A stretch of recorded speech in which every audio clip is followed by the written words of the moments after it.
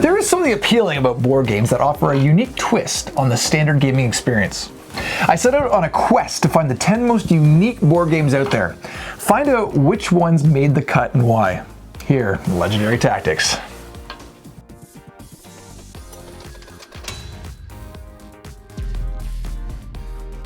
All right, Kak, so you are claiming these are the 10 most unique game mechanisms. What's the first one? So for me, you got to start with legacy games. You do. Okay? And Pandemic Legacy, it created a whole new board gaming experience for me. And the game itself is constantly changing this game state. Absolutely. You've played this? Absolutely. And there's a lot of games that have a legacy feel too, but where you're making the game your own. It tends to be a one-time play, but I love that dynamic change in the game. Right. And I'll tell you, the first time you have to rip a card up that is part of the game is an experience that you can only really, you have to go through. You're like, this is so weird. Absolutely. So anyway. Okay, let's go to our number 9. So, and that is Realtime Games. Realtime Games, So Captain Sonar and Sonar, this is the family version of the game. It's where the game is happening real time. Right, and you're putting a big divide up in this game. Absolutely. And two teams are basically going at it. Yeah, so you're essentially one submarine group facing off against another submarine group. Everybody has their own role, and this one doesn't get to the table as much as I thought it would. Right. But I think that mechanism of just playing a game real time is super fun. Right. So the next mechanic I want to look at is RPGs. Oh yes. And for me in particular, I went this summer and picked up Marvel role-playing, the multiverse role-playing, and it's all things Marvel. You can do this with pretty much any kind of RPG game will work.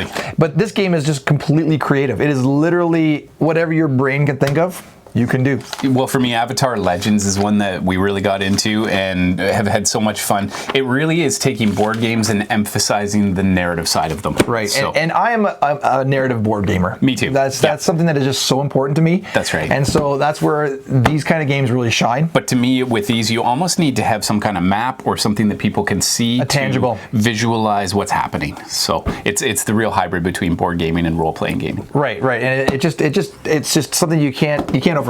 Board gaming. Let's move on to number 7. So the next genre I want to look at is asymmetrical games. Right, and you've had a lot of fun with Android Netrunner. Oh, like one of my all-time favorites. So what is an asymmetrical game? Asymmetrical, we're looking at two different. Every player basically has its own winning conditions, its own set of rules. Yes, and they don't line up. That's right. So one of my favorite games, Root, is certainly one of these. Vast is another one I've played. One person is the cave, one's the dragon. You're wandering around. A lot of fun. And NATO, if you were here.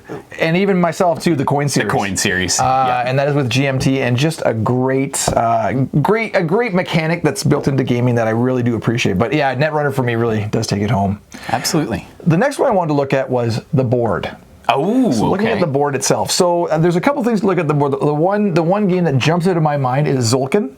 Okay. And tell me about that one. There's a large center wheel. There's a center wheel, and those are turning around, and it's actually changing the board state as the game plays, and different. And so you have to kind of line your maneuvers up as you go in the game, realizing what's going to be coming, and so just that whole idea. Also, modular board games in general, though. Right. So Catan, Survive, Carcassonne. Yeah. Anything where you begin the game with a different board each time. It's ever shifting, ever changing, and so that's something to consider too, is that the whole modular board game. Nice. Okay. Well, let's move on to games that have simultaneous action selection. So Space Alert, Diplomacy, Game of Thrones. These are all games where everybody sort of chooses their movement, and then bring on Space Alert. Let's bring it to the table. Let's show it off here. Yes.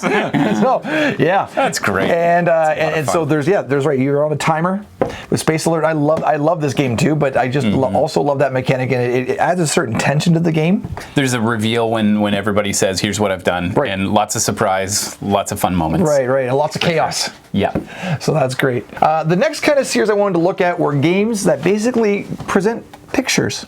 Okay. And for that game, Time Stories. Right. So are we talking about like storybook games? Almost like storybook games. So the Princess Bride would be one, Sleeping Gods. Yes, and for me, Time Stories is where I really kind of first experienced this. Now this is the Hadel project. This is of course an expansion to the or like a standalone mini version of the Time Stories, but the same idea where basically you're creating tableaus, right? And you're going through and you travel to that location, and then when you want to switch to locations, you clear the cards and a new location appears, right?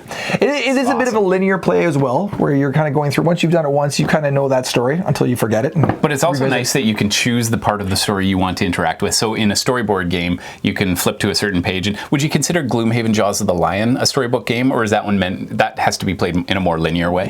Yeah. But Avatar Crossroads is another great one where you don't have to play it in order. You can go visit whatever territory you want, and that's right. That was pretty cool. Yeah.